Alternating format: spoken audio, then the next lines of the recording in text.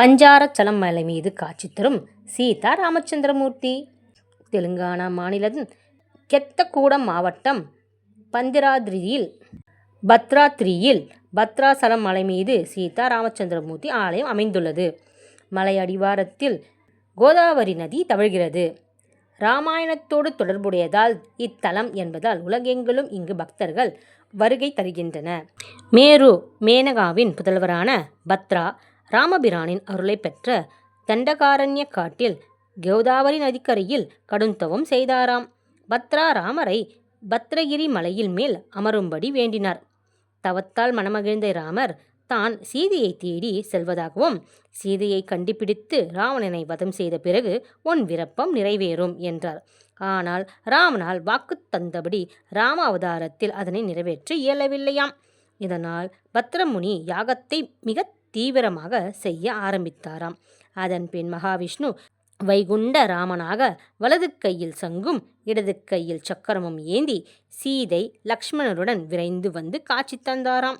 ராமர் தனது வனவாசத்தின் பொழுது சீதை லட்சுமணுக்கு இங்கு தங்கியதாகவும், பத்ரமுனியின் வேண்டுகோளுக்கிணங்கி பத்ரமலையில் உச்சியில் அமர்ந்து காட்சி தந்ததால் இத்தலம் பத்ராசலம் எனப்பட்டது.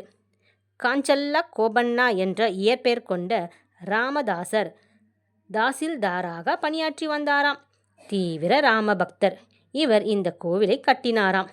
கிராம மக்கள் கோவில் கட்டட பணிக்கு பணமும் வழங்கினர். ஆனால் பணம் போதவில்லையாம்.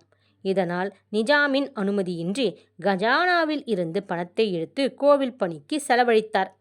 கோபண்ணா இந்த செய்தியை அறிந்த நிஜாம் கோபம் கொண்டு அவரை சிறையில் அடைத்து விட்டாராம். கோபண்ணா மனம் தளராமல் ராமபிரானையே பிரார்த்தனை செய்து வந்தாராம். நிஜாம் ஆலயம் பொறுப்பை ஏற்றார்.